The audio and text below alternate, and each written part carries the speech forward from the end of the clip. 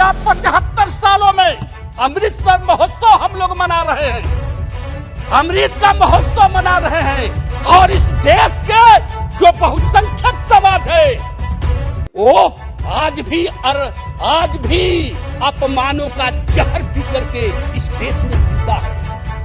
आप पूछ लो, अमृत को वोट से लगा लिए, आप अमर हो गए, लेकिन इस देश का बहुत बड़ा जो समाज है आज 75 वर्षों में आजादी के आज भी अपमान का जहर का घूंट पी करके जी रहा है। आप सबका प्रयास की बात करते हैं, सबको विश्वास लेने की बात करते हैं। ये कैसे विश्वास आपको मिल सकता है? कैसे मिल सकता है? सबका प्रयास कैसे आपके साथ हो सकता है? चाहे इस देश का दलित हो, चाहे महादलित हो, चाहे अगड़ा हो, चाहे पिछड़ा हो, सब लोगों ने इस देश की आजादी में कुर्बानी किया है। और सब लोगों का ये अधिकार है इस देश के मिट्टी में, इस देश के हवा में, इस देश के न्यायपालिका में, कार्यपालिका में, विधायिका में, सब लोगों का अधिकार है। सब लोगों को जब तक आप प्रतिनिधित्व नहीं दीजिएगा तो कहिएगा कि सबका हमको प्रयास चाहिए, सबका विश्वास चाहिए। एक तरफ देश के अंदर कोई हेलीकॉप्टर से जाकर के शादी विवाह अपनी बहू बेटियों का करता है, और इस देश के अंदर दलित आज भी दलित जो है घोड़ा पर चढ़कर अगर शादी करने जाता है तो उसको आप उतार देते हैं और कहते हैं कि सबका साथ चाहिए, सबका साथ चाहिए। ये कैसे हो सकता है? इसके लिए एक उपाय है सभापति महोदय, अगर हमारी केंद्र सरकार अगर चाहती है कि सबका प्लीज बैठ जाइए अगर प्रयास तब बोलिएगा, तो एक ही उपाय है महोदय कि जो इस देश में सामाजिक जो व्यवस्था है यह गैर बराबरी व्यवस्था है, और यह व्यवस्था जैसे आरएसएस प्रमुख भागवत जी ने कहा, इस देश में जाति कोई भगवान ने नहीं बनाई है, आदमी ने बनाया है। तो हम उन लोगों से कहना चाहते हैं कि अगर आप सबका साथ, सबका विकास, सबका प्रयास चाहते हैं, इस देश को विश्व में सबसे महाशक्ति और विकसित राष्ट्र बनाना चाहते हैं, तो एक काम तो देखिए करना होगा। एक काम क्या करना होगा कि या तो जो लोग गैर बराबरी व्यवस्था के तहत जो लोग नीचे गिराए गए हैं जात पात के नाम पर, उन लोगों को आपको ऊपर उठाना होगा, और उनको ऊपर उठाने के लिए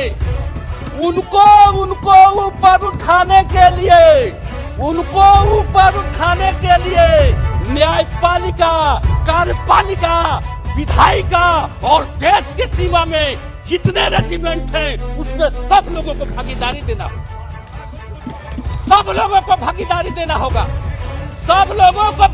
देना होगा। अगर आप भागीदारी देना चाहते हैं तो उसके लिए एक काम और करना होगा। अब समाप्त कीजिए। आपको सबको जब हिस्सेदारी देना होगा तब इस समाज में शांति व्यवस्था कायम होगी और सब लोगों के अंदर देश के प्रति ममता होगा। तो इसलिए उसके लिए एक काम करना है कि देश के अंदर आप जातीय जनगणना कराइए, देश के अंदर जातीय जनगणना कराइए। जब इस देश का जब जानवर की गिनती हो सकती है, इस देश में शेर, भालू, चीता, भेड़िया की गिनती हो सकती है, उसकी जनगणना हो सकती है, जानवरों की हो सकती है, तो तब मानव की जनगणना क्यों नहीं हो सकती है? और जब तक जनगणना नहीं होगा तब तक ये पता नहीं चलेगा सभापति महोदय कि कौन जाति की इस देश में कितनी संख्या है। और जब तक संख्या उनकी गिनती नहीं होगी तो उनको हिस्सेदारी और भागीदारी ये सरकार कैसे दे सकती है?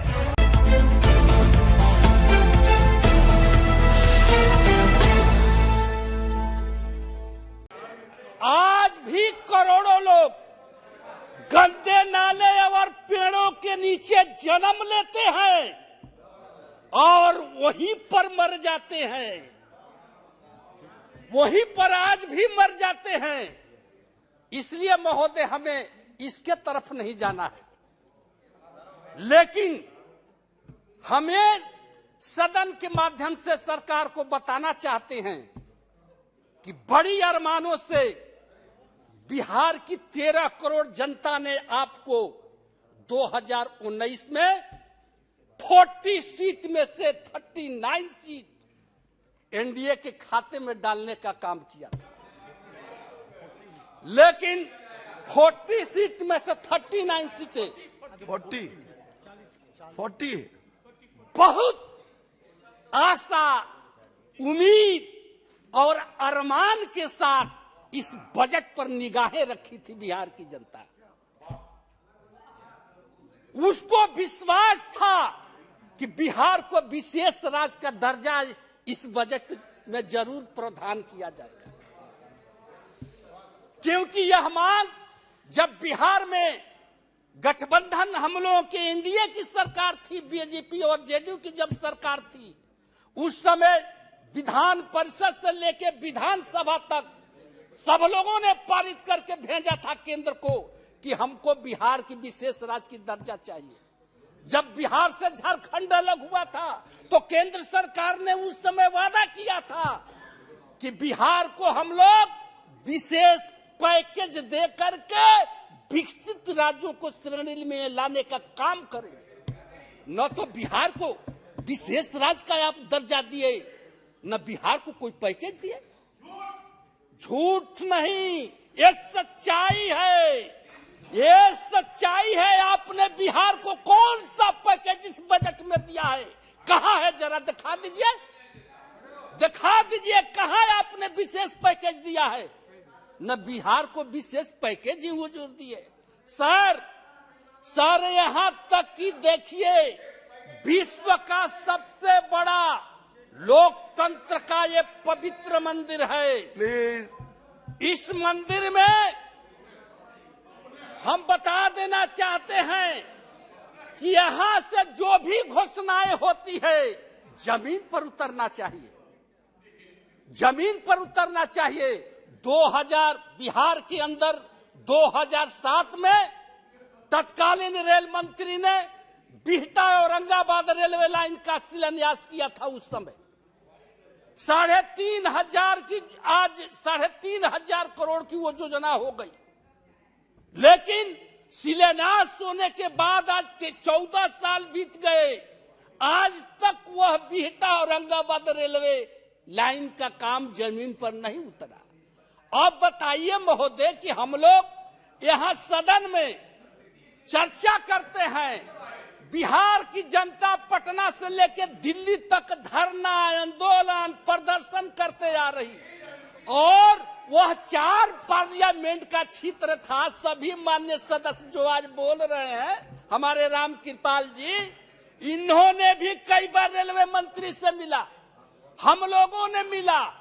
अब 13 साल से बताइए महाराज कि 4 पार्लियामेंट का वो क्षेत्र है, एक छोटा सा, आज रेलवे लाइन नहीं बन सका। डालमिया नगर 7 में, रोहतास के डालमिया नगर, डिहरी डालमिया नगर फैक्ट्री को 7 में उसका शिलान्यास हुआ था, तत्कालीन रेल मंत्री ने किया था, रेलवे वैगन बनाने के फैक्ट्री के लिए। अब बताइए 13-14 साल हो गया महाराज, 14 साल से विगत जो तत्कालीन आपके रेलवे मंत्री अभी थे पीयूष गोयल जी, उन्होंने सदन में वही से कहा था कि 2022 तक हम लोग हर हालत में डिहरी डालमिया नगर फैक्ट्री को, जनता के हाथों में रेलवे फैक्ट्री को हम लोग चालू करके देंगे। बताइए, आज तक कुछ जमीन पर कहीं कुछ नहीं है। डिहरी से बंजारी रेलवे लाइन, आज तक वो 7 में शिलान्यास हुआ, आज तक वो भी काम नहीं हुआ। आप खाली देखिए आश्वासन और झूठ के सहारा लेते हैं, झूठ से काम नहीं चलेगा। बिहार को बिना विकसित किए हुए आप देश को विकसित नहीं कर सकते। बिहार महात्मा बुद्ध की धरती, जहां से विश्व को संदेश देने का काम किया, वो महावीर की धरती है, और वैसे धरती को आप उपेक्षा करके उसको अनदेखी करके, उसको अरमानों पर पानी फेर करके आप देश को विकसित राज्यों की श्रेणी में ले जाना चाहते हैं। ये कैसे हो सकता है? ये कैसे हो सकता है महोदय? एक बात हम कहना चाहेंगे महोदय कि हमारी जो केंद्र सरकार है, जो राष्ट्रपति महोदया ने जो भाषण दिया है और उसने कहा है कि सबका साथ, सबका विकास और सबका विश्वास, सबका विश्वास, और आपने कहा सबका प्रयास। हम मानते हैं आप कैसे सबका साथ ले सकते हैं, आप सबका प्रयास कैसे ले सकते हैं? आज आप 75 सालों में अमृतसर महोत्सव हम लोग मना रहे हैं, अमृत का महोत्सव मना रहे हैं, और इस देश के जो बहुसंख्यक समाज है वो आज भी अपमानों का जहर पी करके इस देश में जिंदा है। आप पूछ लो, अमृत को वोट से लगा लिए, आप अमर हो गए, लेकिन इस देश का बहुत बड़ा जो समाज है आज 75 वर्षों में आजादी के आज भी अपमान का जहर का घूंट पी करके जी रहा है। आप सबका प्रयास की बात करते हैं, सबको विश्वास लेने की बात करते हैं। ये कैसे विश्वास आपको मिल सकता है? कैसे मिल सकता है? सबका प्रयास कैसे आपके साथ हो सकता है? इसके लिए सभापति महोदय, हम सरकार से आग्रह करना चाहते हैं, देश के आजादी में इस देश के सारे लोगों ने अपनी कुर्बानी दिया है, चाहे हिंदू हो, चाहे मुसलमान हो, चाहे सिख हो, चाहे ईसाई हो, चाहे बौद्ध हो, चाहे इस देश का दलित हो, चाहे महादलित हो, चाहे अगड़ा हो, चाहे पिछड़ा हो, सब लोगों ने इस देश की आजादी में कुर्बानी दिया है। और सब लोगों का ये अधिकार है इस देश के मिट्टी में, इस देश के हवा में, इस देश के न्यायपालिका में, कार्यपालिका में, विधायिका में, सब लोगों का अधिकार है। सब लोगों को जब तक आप प्रतिनिधित्व नहीं दीजिएगा तो कहिएगा कि सबका हमको प्रयास चाहिए, सबका विश्वास चाहिए। एक तरफ देश के अंदर कोई हेलीकॉप्टर से जाकर के शादी विवाह अपनी बहू बेटियों का करता है, और इस देश के अंदर दलित, आज भी दलित जो है घोड़ा पर चढ़कर अगर शादी करने जाता है तो उसको आप उतार देते हैं और कहते हैं कि सबका साथ चाहिए, सबका साथ चाहिए। ये कैसे हो सकता है? इसके लिए एक उपाय है सभापति महोदय, अगर हमारी केंद्र सरकार अगर चाहती है कि सबका प्लीज बैठ जाइए, अगर प्रयास आपका जब अवसर है तब बोलिएगा। तो एक ही उपाय है महोदय कि जो इस देश में सामाजिक जो व्यवस्था है यह गैर बराबरी व्यवस्था है, और यह व्यवस्था जैसे आरएसएस प्रमुख भागवत जी ने कहा कि इस देश में जाति कोई भगवान ने नहीं बनाई है, आदमी ने बनाया है। तो हम उन लोगों से कहना चाहते हैं कि अगर आप सबका साथ, सबका विकास, सबका प्रयास चाहते हैं, इस देश को विश्व में सबसे महाशक्ति और विकसित राष्ट्र बनाना चाहते हैं, तो एक काम तो देखिए करना होगा। एक काम क्या करना होगा कि या तो जो लोग गैर बराबरी व्यवस्था के तहत जो लोग नीचे गिराए गए हैं जात पात के नाम पर, उन लोगों को आपको ऊपर उठाना होगा, और उनको ऊपर उठाने के लिए ऊपर उठाने के लिए न्यायपालिका, कार्यपालिका, विधायिका और देश के सीमा में जितने रेजिमेंट हैं उसमें सब लोगों को भागीदारी देना होगा। सब लोगों को भागीदारी देना होगा, सब लोगों को भागीदारी देना होगा। अगर आप भागीदारी देना चाहते हैं तो उसके लिए एक काम और करना होगा। अब समाप्त कीजिए जी। अरे महोदय, हमारा 20 मिनट का टाइम है।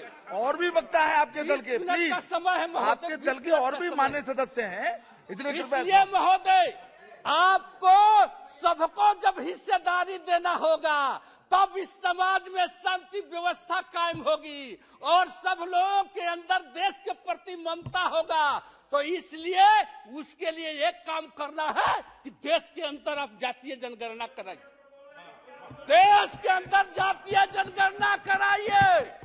जब इस देश का जब जानवर की गिनती हो सकती है, इस देश में शेर, भालू, चीता, भेड़िया की गिनती हो सकती है, उसकी जनगणना हो सकती है, जानवरों की हो सकती है, तो तब मानव की जनगणना क्यों नहीं हो सकती है? और जब तक जनगणना नहीं होगा तब तक ये पता नहीं चलेगा सभापति महोदय कि कौन जाति की इस देश में कितनी संख्या है। और जब तक संख्या उनकी गिनती नहीं होगी तो उनको हिस्सेदारी और भागीदारी ये सरकार कैसे दे सकती है, कैसे दे सकती है? तो इसलिए जातीय जनगणना कराना जरूरी है, ताकि जब बात उठती है हक की, हिस्सेदारी की, इस देश में आरक्षण की बात उठती है तो सुप्रीम कोर्ट कहता है कि सरकार ने जातीय जनगणना नहीं कराई है कि कौन सी जाति की कितना आबादी है, तो हम उनको आरक्षण कैसे दे सकते हैं? सुप्रीम कोर्ट कहती है कैसे दे सकते हैं? तो इसलिए ऐसा नहीं हो सकता। जब इस देश के अंदर जब अगर विकसित राष्ट्र बनाना चाहते हैं, सबका साथ, सबका विकास, सबका प्रयास और सबका विश्वास जीतना चाहते हैं तो जातीय जनगणना कराइए और जो जितनी जातियां जिनकी आबादी है उस हिसाब से उनको भागीदारी दीजिए, तब विकसित राष्ट्र बन सकता है महोदय। इसलिए महोदय हम इस समान चर्चा पर एक बात सदन के माध्यम से सरकार से